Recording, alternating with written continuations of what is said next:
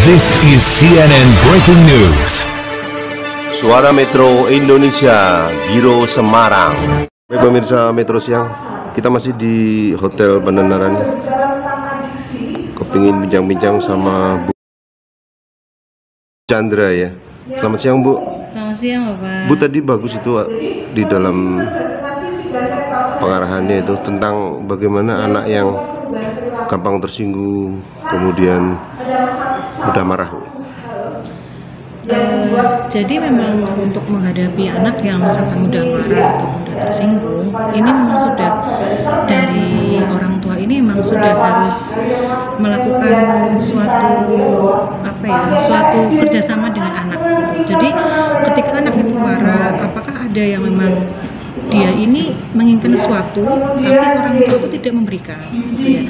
Nah, padahal sesuatu hal itu memang kita harus berkompromi. Jadi supaya anak ini diminimalkan untuk marah-marahnya, untuk bersikap agresif, hal yang harus dilakukan adalah orang tua ini harus belajar berkompromi dengan anak gitu.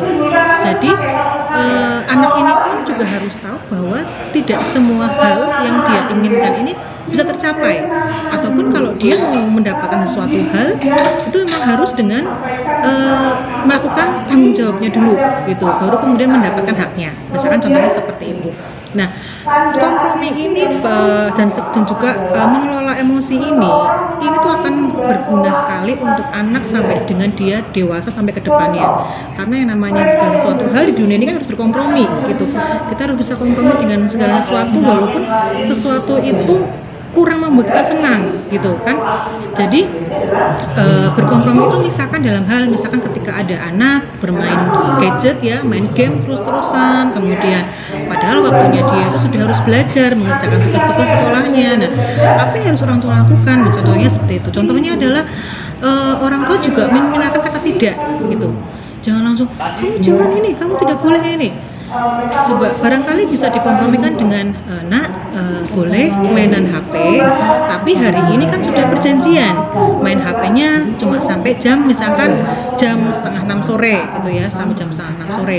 Habis ini kamu kan harus sholat, harus belajar gitu. Nah, sekarang karena main HP-nya sudah lebih dari jam 5:30, berarti hari besok kalau mau main HP dikurangi setengah jam karena hari ini sudah kelebihan setengah jam. Nah, itu karena kamu hari ini sudah melebihi waktunya gitu. Jadi kamu memberikan kompromi dan jalan keluar kepada anak biar anak ini juga saya boleh main HP, memang harus sampai jam sekian, habis itu saya punya tanggung jawab gitu loh. Jadi biar anak ini mempunyai rasa tanggung jawab pada dirinya sendiri. Berarti clubbing ke malam kalau ekstasi kan kayak gitu ya, happy, maunya happy, enjoy ya. Jadi ada karakteristik ya, zat-zat tertentu yang akan mempengaruhi ya, lampu, kelip-kelip aja dia kalau memang pemakaiannya ini sudah move-nya itu sudah ada, detak jantungnya itu stop, itu dia pengen langsung actionnya joget ya. Itu memang ya real, makanya kenapa ini harus kayak gini, ada keberpanjangan ya, to be continue dari yang kiri, yang ini geraknya kasih coba no oke jatuh nggak ya lawan narkoba.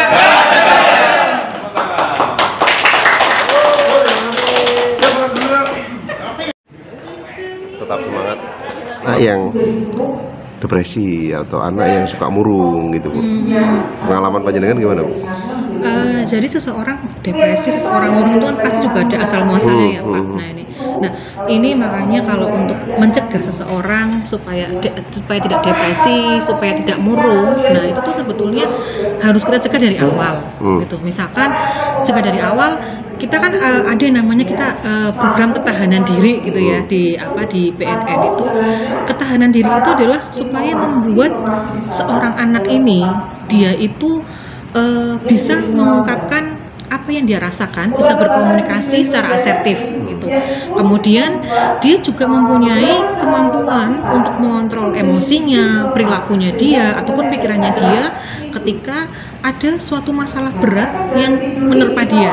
Nah, dan terakhir itu dia mempunyai tujuan hidup, punya goalsnya. Kita tuh saya tuh mau kemana? Saya punya tujuan hidup seperti apa? Nah, kita berusaha menanamkan itu ke anak-anak supaya yaitu meminimalkan supaya kedepannya dia tidak depresi, dia tidak pemurung gitu. Orang pemurung kan biasanya tuh karena misalkan dia punya sesuatu hal yang di pikirannya dia yang dia rasakan, tapi dia tidak bisa mengungkapkan gitu. Ataupun orang ketika sampai tahap depresi itu kan pasti awal dari pemurung karena ada masalah, kemudian tidak punya seseorang yang di tempat untuk cerita, untuk mengungkapkan isi hatinya, kemudian akhirnya didepresi gitu. Nah, ini bahayanya kalau depresi ini tidak ditanggulangi, ini bisa pelariannya ke hal yang kurang baik gitu. Misalkan nanti jadi merokok, jadi minuman keras, atau paling fatal nanti dia melakukan kenakalan remaja, ataupun bisa jadi terjerumus ke pemakaian narkoba gitu.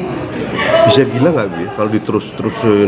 Bisa ya? Pemakaian narkoba secara terus-menerus itu bisa menyebabkan orang dia mempunyai penyakit kejiwaan dia. Kan narkoba tidak hanya menyerang secara fisik ya, tapi juga menyerang mentalnya dia gitu. Jadi memang sudah banyak kasus ketika orang sudah lama terjerumus pakai narkoba, dia depresi, akhirnya ya itu lama-lama dia punya kecenderungan akhirnya sudah nggak bisa membedakan yang nyata dengan yang maya, dunia hayalannya dia, kemudian depresi. Kalau udah depresi biasanya nanti lama-lama kalau nggak tanggulangi bisa menjurus ke bunuh diri nanti misalnya.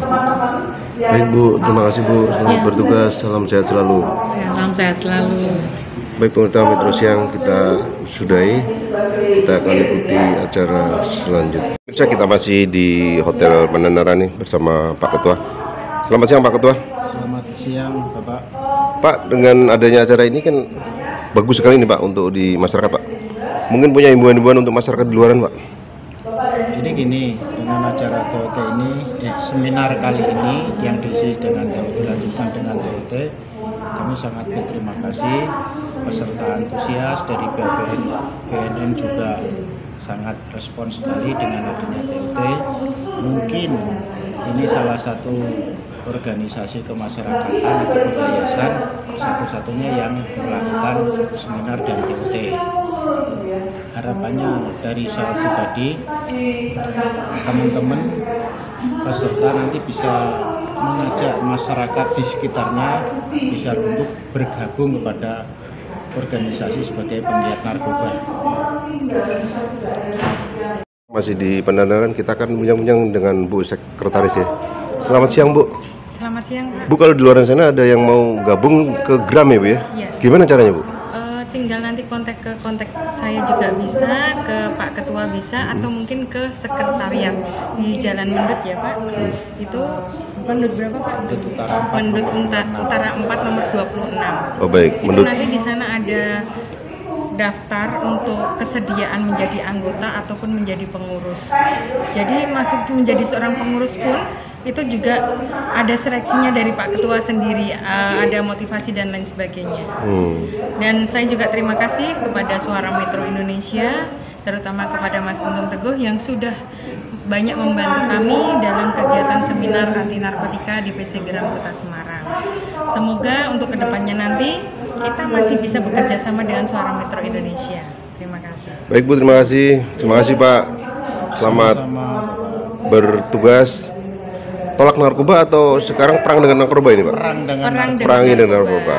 Terima kasih Pak. Selamat bertugas. Assalamualaikum. Waalaikumsalam warahmatullahi wabarakatuh. Baik pemirsa Suara Metro Indonesia di seluruh negara kesatuan Republik Indonesia, semoga ada manfaatnya dengan acara yang 2 hari telah dilakukan di Hotel Pandanaran oleh Gram.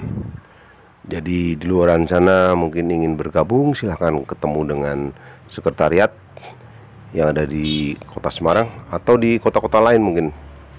Terima kasih yang sudah menonton dan jangan lupa subscribe and comment demi perbaikan video dari Suara Metro Indo.